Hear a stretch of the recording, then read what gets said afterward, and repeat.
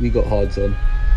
We're going to the end. Oh, sorry. Yeah, I just fell asleep from that Chinese Grand Prix. We're talking about the Chinese Grand Prix because we just had it, and quite the drop off. You know, absolute chaos, absolute cinema, red flags, rain, this and that, drama, last lap, holy macaroni. Did someone say this one?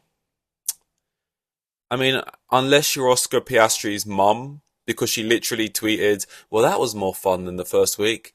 Yeah, I wonder why, you know, for you. But like, yeah, unless you're Oscar Piastri's mum, then I don't think, as a spectator, this was the most exciting race in the world. Um, yeah, man, nothing happened. Like, and the thing is, actually, that's race related. We'll get into that after. Let's do the sectors, all the sectors we have here. Rate my quality, which is literally the title of this sector. Yeah, I'm pretty sure last episode I didn't rate the quali, even though it's in the name. But straight off the bat, and it's a sprint weekend, so it's kind of unfair because I'm going to take into account the sprint quali, and the quali all into this score. But I'm just thinking a seven. I ain't got all the details here, but all in all, I'm thinking about the sprint. Sometimes you watch sprints and you're like, this is why these are in the sport. These are really fun. They switch things up nicely. It's good entertainment. And who doesn't want an extra little thing?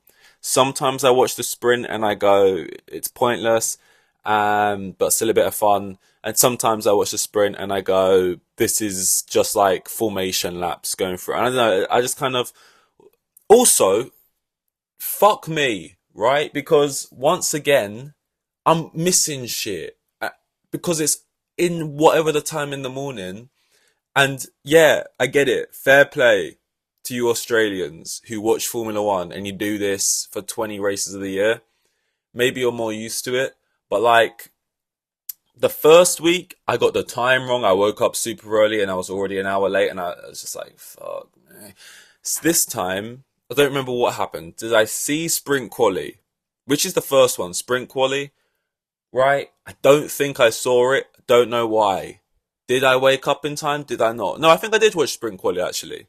Who put it on pole in sprint quali? No, Lando made a mistake. All I remember is I watched the highlights. Okay, I think I was at work actually for one of the sections. That's why I missed it. Okay, yeah, I think I watched sprint quali as a. And here's actually the good thing though about highlight videos. For the race, it's shit. A race is like 90 minutes long or whatever, and you know the peaks and troughs, the context involved is what makes those moments good and fun.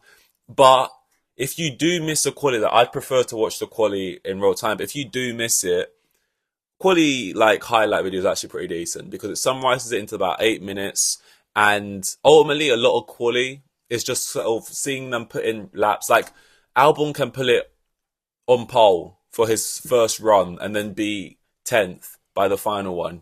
So like it shows you like the first like 10 seconds, but mainly like the last 2 minutes of each, Q1, Q2, Q3. So it's actually not too bad. If you're going to miss any event, missing the qualies aren't too bad. Although I really don't want to be. So yeah, I think I consumed sprint quali, qualifying normal, and the sprint race all through highlight videos. I know, fake fan right here. And it's not intentional, by the way. I'm trying to get up. I'm trying me darndest.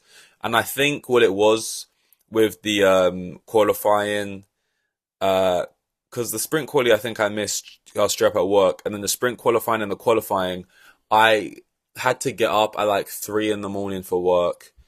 Um, and I think the day before I'd already had bad sleep, so I was already going off like no sleep. And I had to get up at 3 in the morning and then work the whole day. Didn't get back till relatively late, and then that evening, oh, I've got to watch something at 2 in the morning and then 6 in the morning. That's like some kind of torture. Like the fact that it's at two. So what do you do here? Do you try and go to bed at like 10 o'clock and then set an alarm for two and then watch it? And then do you try and catch another nap and then set another alarm? Do you just get a fucking Red Bull energy? Not sponsored, obviously. Any energy drink of your choosing, just fucking we do taking shots or just straight, black coffee, right? And do you just say I'm staying up doing it all night, or I'm staying up till like past 6 a.m. and then you're gonna sleep the next day? I don't know. I set myself an alarm. I know this is so uninteresting. This has nothing to do with the race. I'm so sorry, but I gotta get off my chest. I set myself an alarm for the first one, the sprint race, and I wake up. I put it on. It's not on yet. Once again, I've got the timings wrong. Apparently, it starts in another half an hour. Brilliant. Because now I've just woken up and I'm thinking, what do I do with myself? So I'm trying to keep my eyes open for another half an hour. I'm looking at the time. It says like it's saying like the race starts at like 2:30. It's like 2:25. I think I'm staying awake. I then click on the race and it's where is it? What's happened? Oh, it's now 3:25, and somehow I managed to sleep an exact hour where I thought I was still at 2:25, but like I took one blink in an hour. It was like fucking Interstellar, right? Every second you're here an hour or whatever. You know, it was like demoralizing. And then at that point, I was like, do I put myself through this just to watch a qualify? Like, if it was the race, yeah, I would have had to have like, gone to the depths of hell and back. But I was just kind of like, I've missed sprint quali this week, sprint race. I'm fucked out my mind. Am I really gonna try my best to give myself sleep deprivation just to watch the qualifying? And I didn't have good hopes for Lando for some reason. I just felt like this wasn't his weekend. But we'll get into that now. Rate my quality anyway. All in all, I'm gonna give it an 8 because of the Hamilton bias. Hamilton, he put it on pole for the sprint race and he won the sprint race, and that just makes me happy. And it's a little bit unlikely. And there was a lot of talk about him after Australia, and me included, right? Like, he put it on pole, he's giggling on the radio. Like, he's literally so giddy on the radio. Like, oh, did I do that? And like, all of a sudden my whole perspective changes. I was talking last week about the recency bias of everyone being like, haha, I told you, saying I told you so was after one race and making the whole mind up about things. And I remember I predicted that Lewis would finish higher than Leclerc in the table purely out of like not like no evidence or like fair enough reasoning brought me to this point. It's like a scientist being like trying to explain what they think the conception of the universe is, and then when you ask them how they came to that conclusion, they're just like, oh, just hunch. Like it that way. I just like that to be the case. It's like, that's sort of me right now, the Hamilton thing. And then I'm watching the first race and I'm thinking, I literally was giving him the Vic Star treatment. I was like, oh, there you go, mate. Well done. You're 2 tenths off Leclerc. Like, oh, that's really good, actually. He's obviously just getting in there. Leclerc's amazing, Lewis. Oh, well done. That's like a win. He's got it under 2 tenths. Oh, and it's like within the next weekend, he looked pretty good. So it's like things just change so quickly. I mean, I don't want to do this, but look, I have to. I've put my neck on the line. I think, to be fair, I think everyone predicted this particular driver to finish 7th in the standards. I watched a few other prediction videos, and everyone also had this same driver at like 7th, like splitting the Mercedes drivers. I think everyone had it like Russell, Lawson, Antonelli. I saw so many predictions of those. Like, everyone had different predictions, but that section was always the same. And I'm gonna Nigel Farage so hard. Right, if he comes good, you all doubted me. Well, I gotta say, you're not laughing now, or whatever. You all laughed at me, but like, yeah, the Lawson hate, life comes at you fast, man. And look, I can't lie to you, because what Lawson's essentially doing right now is, he's embarrassing me, which I'm sure he's devastated about. But I've backed Lawson a lot. And we're only 2 races in. I don't think he should be losing his seat over it, which we've been getting talks about. And I'm kind of a bit late to talk about this. I'm kind of 2 days late. But one good thing about being late to do like a race review is there's usually a lot of like, a lot of aftermath going on. Like, there's like the dust settles and then things start to crop up after the race. And if you do it immediately after, you wouldn't even have seen the DNFs and stuff. But you give it some time, more quotes come out, more stories come out from the race, and there's actually a little bit more to talk about. But like, Lawson, it's kind of like you when if you tell your friends about this really good comedian you like, and then you go to the show and you're looking over and you're like, no one's fucking laughing, like no one's laughing, and then you start getting mad at the comedian about it, like it's his fault, or like you're mad at yourself, you're getting like pissed. All of a sudden now you don't like the comedian, you're fucking heckling and shit. Get off the fucking you know what I mean? Fuck you. You're pissed off because you feel like you've shown me up, and it's like he's doing the same set. Like this is the same hour he always does that you love, but now your friends don't like it, and you're like, fucking oh my god, here. It's like this is the same thing. It's like hey, this Lawson guy. Hey, fuck you, Perez. He's giving him the middle finger as he overtakes him in a worse car. Or is it a worse car? Because that's the news story, right? That maybe we was all enjoying shitting on Perez too much because it was fun. And Albon and Gasly, I guess we just looked at them and went, they were young. So that's the reason why they were failing so bad. And even though we heard multiple times through, interviews with Albon on that fucking high performance podcast where he would sit and talk about how the car is massively weight to max, and this has been a thing that people have spoke about. Christian Horner, the car's massively on a knife edge, and like how it's tailored to him, and everyone else has just got to make do. It's only now, for some reason, Liam Lawson, and some people call racism on this. Look, I just talk about Formula One here, okay? But people call that kind of shit because all of a sudden Lawson's got in, and this has been like the thing to make people go, well, this is weird. But like, I don't know, man. Like, if Yuki Tsunoda gets in that Red Bull seat for Suzuki, because by the way, this is what Red Bull say. Christian Horner, Yuki Tsunoda's timings when he tested that Red Bull, God, pretty impressive. You say that about all of them. I watched Drive to Survive. Daniel Ricciardo got in. Apparently he would have been on pole at Silverstone. Liam Lawson jumps in, hasn't raced in a car in 18 months. He's only 2/10 off Max. He's sitting 20th. What does the testings actually mean? So it's a confusing thing. And if Yuki Tsunoda gets in that Red Bull seat for Suzuki, can we do that? And if he honks the gaff out, what do you actually do at this point? Because, like, you got to think, right? The car is massively tailored to Max. How much better and how much extra performance is Max getting out of the car being so heavily weighted to him that maybe that is comparatively being lost to whoever your second driver is? Because if Max is able to maybe put the car P4 in qualifying instead of maybe P5, P6, but because of that, whoever the other chump is can't get into Q2, is it really worth it? So it's something like that. At the same time, Lawson shouldn't be 20th. And even if he is, throughout the race, he should, I think, be coming through the pack a little bit more. And also on top of that, I think Lawson probably has got it worse off. That, like, the car has always been weighted to max, but I think he maybe has it worse simply because the Red Bull's worse.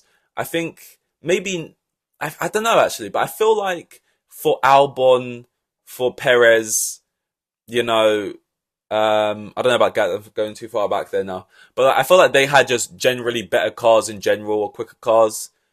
Maybe, I don't know. I'm literally chatting shit because I've got no fucking clue. It's insane to me that he's like qualifying 20th multiple times, and like, but like it's everyone's acting like he's Mazepin, he's awful. We've seen he's a good driver. We saw him do it in a worse car. And like, Yuki Tsunoda's saying, of course I want to be in that Red Bull.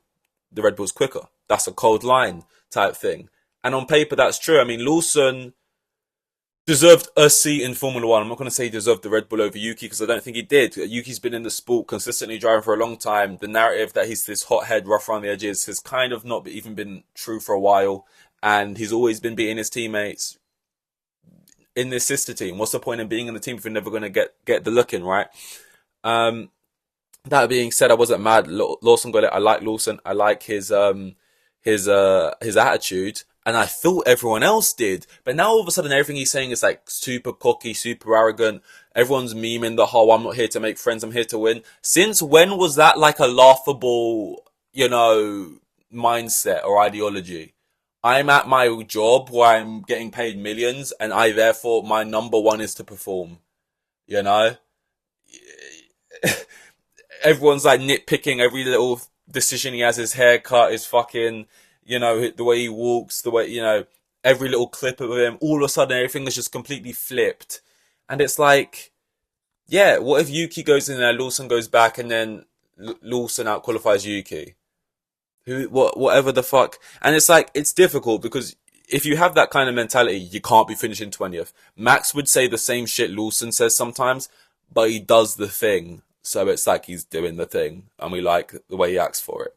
With Lawson, it's like he's saying, I'm not here to make friends. I'm here to fucking number one it, mate. And he's sitting like in 20th. But like, I don't know.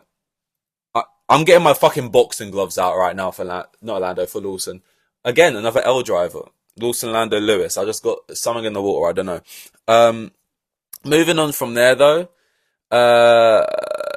Doohan. I can't massively think about how his weekend went. It wasn't amazing. And I do know he picked up 4 of those those fucking marks on his license, those danger points that that Magnussen, sort of. He's the new Magnussen, he's coming out. It's the wrong sport, mate. It's not fucking bumper. But here's the thing about Lawson. This guy had no chance from the start. He spawned in on a sinking ship, and the crazy thing is he's basically used up 50% of his opportunities already now. And Colapinto's probably already starting to stretch. So what does it even matter? Like, he had to be pulling it on pole if he wanted to keep his seat, realistically. But yeah, the qualifying was decent. I'll go 8 out of 10, 7 out of 10. Cinematic shot, Lando looking up, Oscar obviously put it on pole in quali. You get that beautiful shot, Drive to Survive, Lando looking up at Oscar. And like, I've been on like a movie set before, and you don't need to be on a movie set to know it, but like, it's like when they was filming Dune, right? And Timothy Chalamet, I think, or maybe it was Zendaya, talks about like how like it was like the golden hour, or whatever you call it, and the sun was in the perfect place, and everyone was stressed out, and there was like Denis Villeneuve wanted him to like kneel down in the sand in like a very particular way, and like they kept like trying to get it right, and they had a small window of time, and like it takes a village, and it takes like a lot of, to try and get this perfect shot in the exact way you envisage it. And then sometimes real life is just like bang. There is no director yelling orders. There's no ADs running around. There's no sort of, stress. Everyone get the extras. It just all lines up in a perfect 7-person headshot for like, collateral, you know what I mean? And, yeah, it's just like, wow. You know what I mean? Speaking on Lando real quick though, it's weekends like this where I realize my team sucks. And I don't mean McLaren, because I hate when drivers do this. For the most part, most of these teams have good pit walls and good people behind the scenes making the best decisions they can in the moments. And then you get people on Twitter, the second something doesn't go exactly right for their driver, which can't properly be predicted in the moment when it's so many unpredictable things, right? And people go, oh, fuck the McLaren pit wall. Lando is better than me, because if I was Lando, I'd be losing my shit right now about the mechanics and this and that, because I fucked it up. And so, by the way, the second somebody does that, they get fucking castrated on fucking Twitter or whatever, for being a bit of a head hop. If he started doing that, by the way, he'd be even more hated, calling out his team or whatever for decisions like that. And second of all, it's like, it's not, what can they fucking do? Like, what did you want them, like, it is what it is type thing. Qualify higher, you would have had the race Oscar had. It's just that simple. But like, the thing about, yeah, so I'm not complaining about that in terms of the team I'm on. I mean, the other people online. Max, it feels like he's got a fucking army, right? Pitchforks. Same with anyone Ferrari. And everyone gives it cutesy, right? But when their drivers are, I'm a fucking, injured animal right now. You know what I mean? I feel I'm backed into a corner. I'm dangerous right now. So I feel like I've got to like defend myself from all angles right now for the drivers I back. But like, it's just like, when it's Lando, all you're ever seeing is, oh, my mental health king. Go on, Lando. Oh my god, he sprayed Oscar with champagne. Guys, we're being humiliated. Sit down. Nobody talk. I feel like Pep got it. Nobody talk. I feel like I need to reset everyone. Get your eyes on the prize. Come on. You know what I mean? It's ridiculous. I feel like, you know, everyone will banter Lando, our driver right now. Come out and bring the stats. It's just killing me. But all everyone's ever posting, it's like, oh, Lando, sprayed Oscar with champagne, papaya, orange heart, orange love heart, this and that. Oh my God. It's like, can we lock in right now? Because Oscar's arguably his biggest competitor for this championship. I think he's currently 10 points behind him. By race 5, he needs to be ahead of him.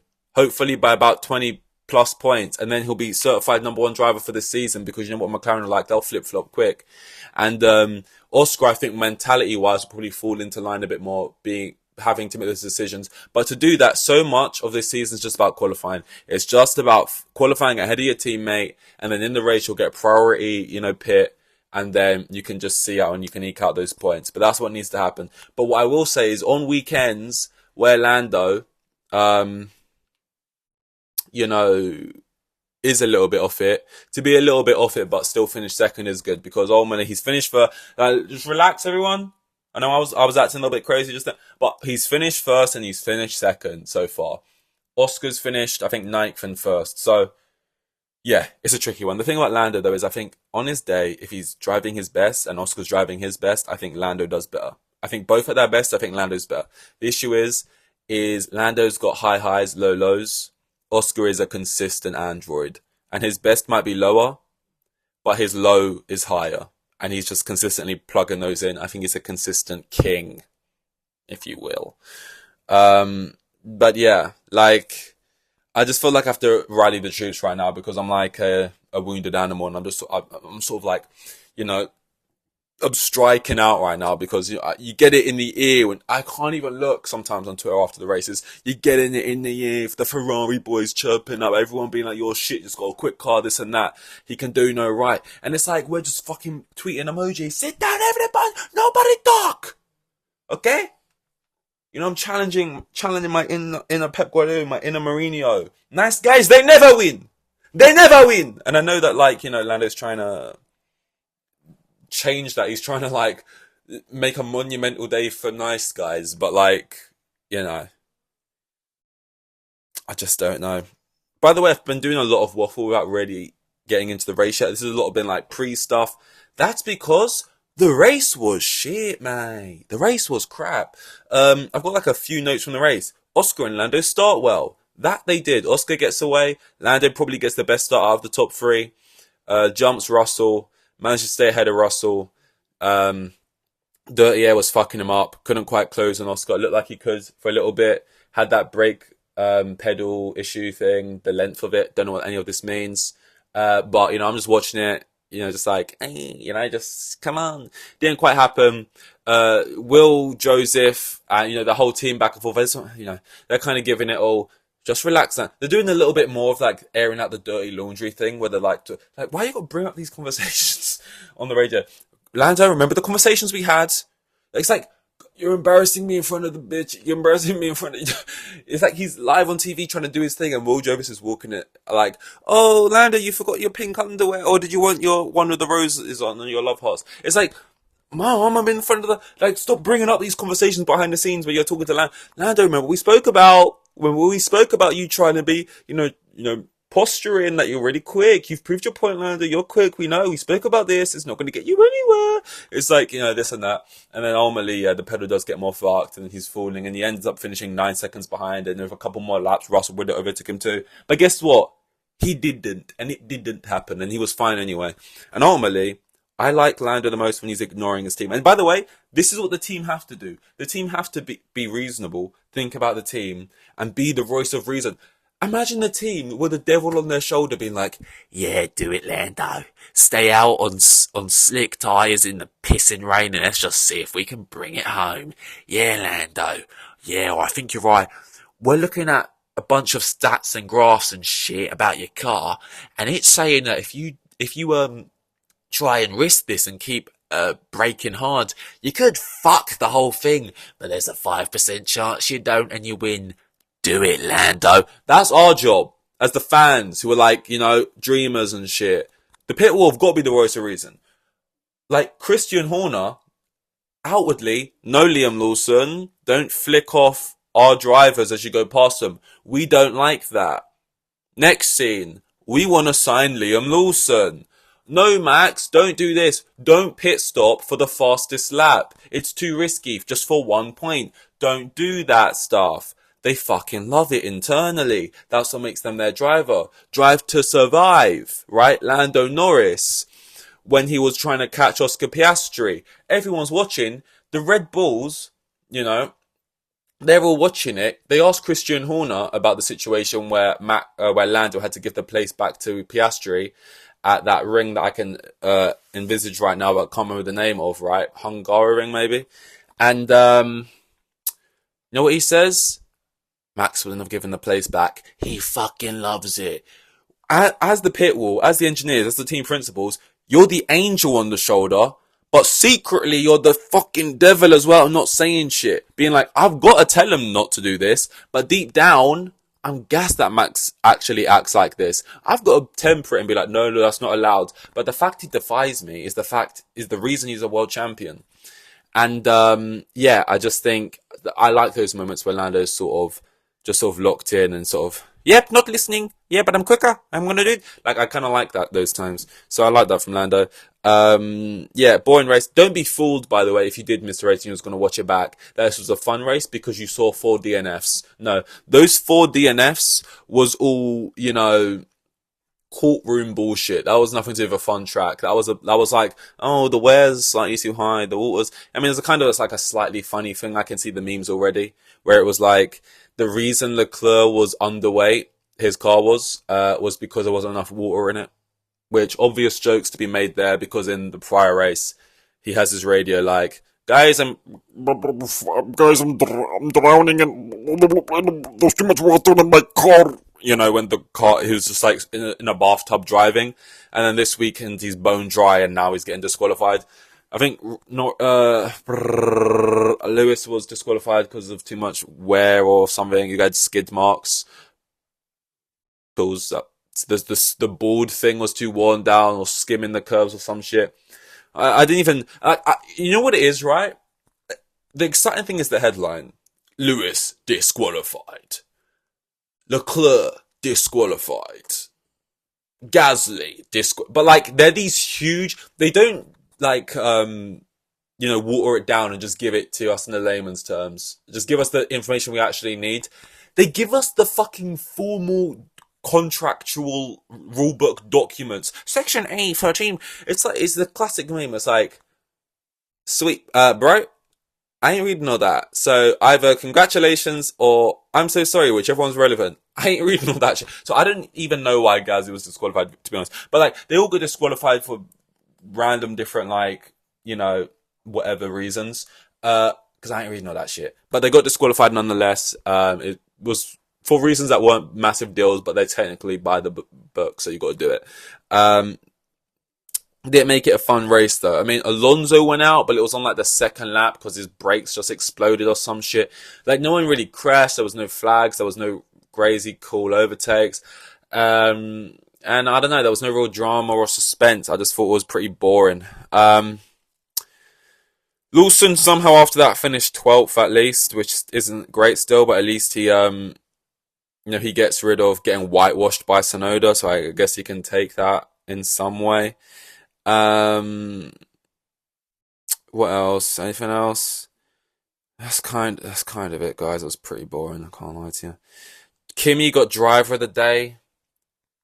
What the fuck? Why? Didn't he go from 8th to 8th and there was like a bunch of DNFs ahead of him?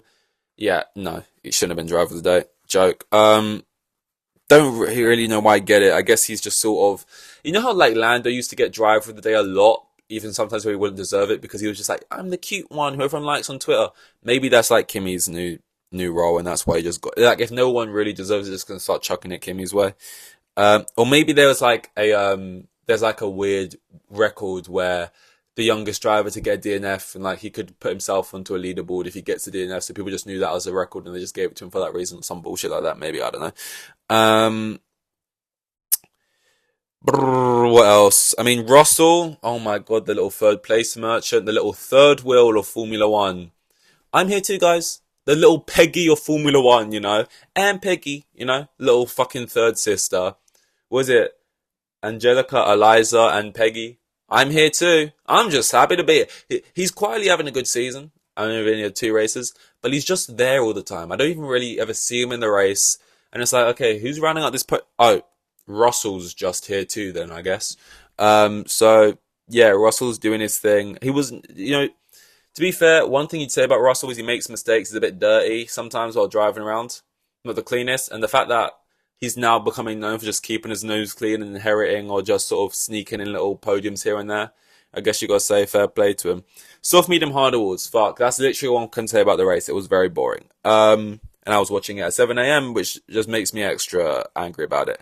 Soft has to be Lawson. Look, as much as I want to make a lot of reasons about it, it's tough love, mate.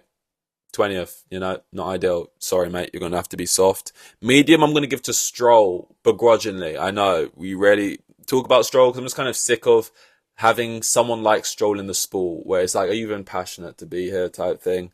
But he is actually doing an okay job. He's been picking up points, I think, in every race so far, sort of 8ths and 9ths and 10ths. And another couple points at China. And I think now he's got 10 points this season, which, if you wanted to know, is 10 more than Alonso. Bang. I think I predicted Stroll actually to finish above Alonso. So I think that's good from me. And then hard award I'm actually going to give to Behrman. You know? Because why was he not getting driver of the day? I think that would have been a nice little shout. I think he went from 17th to 8th, if I checked that right. That's pretty decent. And yeah, there's a couple DNFs, but still, I felt like for most of the race, we was just watching Behrman's little journey as he was doing overtakes and trying to get past people. I felt like he was providing, if you can call it entertainment in this race. And there was also National Bear Day. So, like, what are we doing here? It's sort of like, you know, read the room. You know, little insensitive to the bear man, if you ask me. It's sort of like it's Black History Month, and then we celebrate like someone from the community. We celebrate like George Smith. You know, I was just trying to think of a white name, but I could actually see a black person being called George Smith. But you know, it's just like read the room. You know, it's kind of like when Chadwick Boseman, everyone just thought he was going to win that Oscar because he died and shit, and then Anthony Hopkins. I was going to say he should be dead because he's old, but that's a bit mean. But no, he won instead of Chadwick Boseman. I was just like, that would have been like they just went against the feel good. It literally was National Bear Day, guys. Little insensitive to not give it to a literal bear who actually did a good job as well. But anyway, the next race, which I've unfortunately found out, is Japan, Suzuka. Not because I have anything against Japan or the track, but because once again, it's early hours. I'm not confident how Lando will do at Suzuka, Japan, track, whatever. I'm confident on tracks like Bahrain. I'm like, yeah, Lando will probably be on pole in Bahrain and do well. Suzuka, China, like certain tracks, maybe, I don't really know why, but like Silverstone, I think Lando would do well. Austria, I think Lando would do well. But then like, certain other tracks, they just kind of scream to me, I'm not sure if I see Lando dominating on this track. And do I see him dominating on a Suzuka? I didn't even really know Suzuka that well to be chatting about it like this. But it's just like, I don't know. Piastri is obviously known for being quite good at Spa. But yeah, I'm hoping to freaking God, you know, praise God, that he, at the moment, it kind of feels like I don't even care where he finishes. He just needs to outqualify Piastri. Piastri is scaring the shit out of me at the moment, and I don't like it. But yeah, love you, Piastri. You know, it's nothing personal. This was the Hard On podcast for the Chinese Grand Prix. I'll see you not next week, but the week after, unless I do one in between for the Japanese Grand Prix. We got Hard On. We're going on to the end. Thank ya, and bye.